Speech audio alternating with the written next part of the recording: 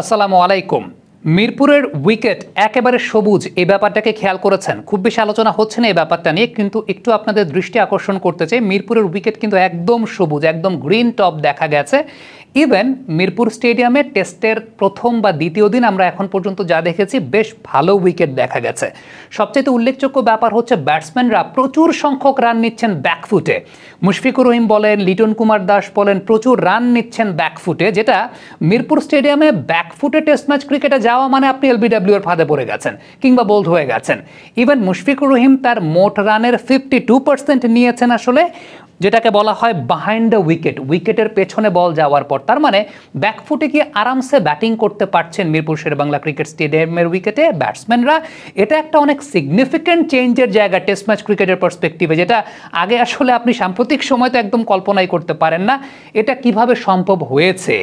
মিরপুরের কালোমাটির উইকেটে নাকি ভালো পিচ তৈরি করা যায় না, এটা অনেকে বলেন। আমি একটু ভুলটাকে ভাঙাতে চাই। গত বিপিএলে মিরপুরে কিন্তু অন্য দুই ভেন্যুর চাইতে বেটার বাউন্স হয়েছিল। রিয়েল ইম্প্যাক্টের একটা স্টিল পিকচার আমি আপনাদেরকে আবারও দেখাই, বিভিন্ন ভিডিওতে আমি দেখেছি প্রায় 15 সেন্টিমিটার বেশি বাউন্স পেয়েছিল মিরপুর শেরেবাংলা ক্রিকেট স্টেডিয়ামের উইকেট, এবং রানও হয়েছিল। সেটাও কিভাবে আসলে পসিবল ছিল, এই ব্যাপারগুলো কিন্তু খুব বেশি দৃষ্টিতে আসে না মানুষের। আমরা একটা মুখস্থ কথা বলে দিই যে মিরপুরের কালো মাটির পিচ, এখানে ভালো উইকেট বানানো যায় না।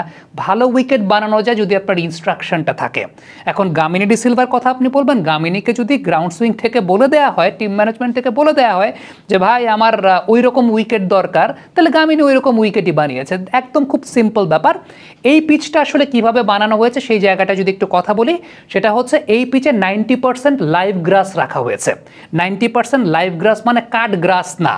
কাটগ্রাস বলতে যে বিষয়টা বোঝায়, যেটা আসলে আমরা একটু ওই যে জুসি উইকেট বানানোর জন্য তৈরি করা হয়, যেখানে আসলে আপনি মোটামুটি 2-2.5 দিনের টেস্ট ম্যাচ শেষ হয়ে যাইতো আমাদের, ওইখানে কাটগ্রাস ইউজ করা হতো। মানে হচ্ছে যে কাটগ্রাস হচ্ছে আপনার ওই যে কাটা ঘাসগুলোকে চট দিয়ে সেটার উপর রোল করে দেওয়া হতো, কিন্তু এইখানে 90% লাইভ গ্রাস রাখা হয়েছে, 10% কাটগ্রাস রাখা হয়েছে। এবং ওই 10% কাটগ্রাসটা রাখা হয়েছে, অনেক সময় দেখা যায় ক্রিজের অনেক জায়গাতে হয়তো বা গ্রাস থাকে না, সো ওইটাকে অ্যাডজাস্ট করার জন্য 10% কাটগ্রাস কিন্তু 90% লাইভ গ্রাস রাখা হয়েছে। অনেকে বলে যে কালো মাটির উইকেটে, মানে কালো মাটিতে নাকি ভালো পিচ প্রডিউস করা যায় না। এটা একদম ভুল কথা। কালো মাটিতে ভালো পিচ প্রডিউস করা যায়। কালো মাটিতে ক্লে কন্টেন্টের পরিমাণটা বেশি থাকে।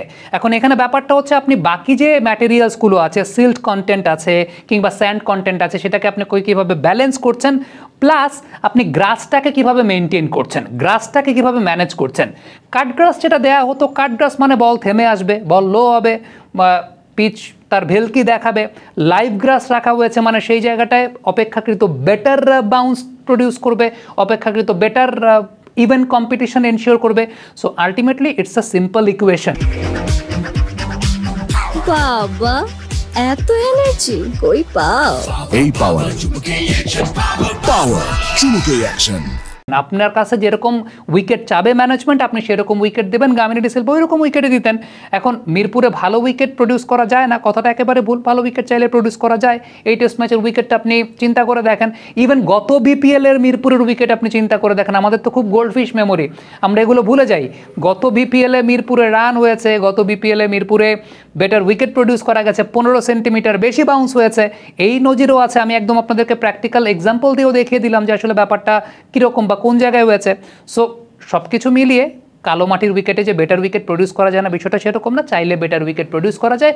গ্রাস ম্যানেজমেন্টটা আপনি কীভাবে রাখছেন, ঘাসের ব্যাপারটা কীভাবে করছেন, এইখানে 90% লাইভ গ্রাস রাখা হয়েছে, 10% রাখা হয়েছে আপনার কাট গ্রাস।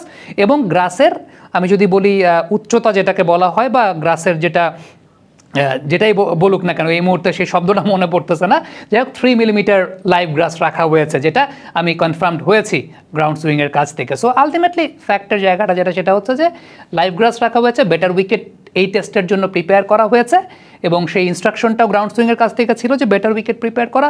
আবার যদি কখনো মনে হয় কোনো সিরিজের পার্সপেক্টিভে যে না আমি অন্যরকম উইকেটে খেলবো, তারা হয়তো বা সেই ইনস্ট্রাকশনটা দেবেন। বাট এই সিরিজে সেই ইনস্ট্রাকশনটা দেওয়া হয়েছে যে ঠিক আছে, উইকেটটা মিরপুরের উইকেটটা যাতে ইভেনলি বেটার উইকেট হয়। So that's it. এটা খুব সিম্পল ব্যাপার। ওই কথাটা আবারও বলি, সাইন্টিফিকভাবে ভুল যে কালো মাটিতে ভালো উইকেট প্রডিউস করা যায় না, এই কথাটা একদম সাইন্টিফিকলি ভুল। কারণটা হচ্ছে কালো মাটিতে ক্লে কন্টেন্টের পরিমাণ বেশি থাকে, কালো মাটিতে ভালো উইকেট প্রডিউস করা যায়।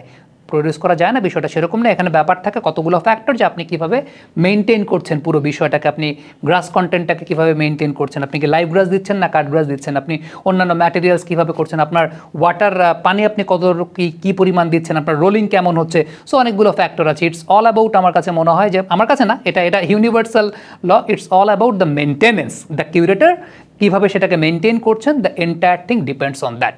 কমেন্ট বক্সে আপনাদের মন্তব্য মতামত জানতে চাই।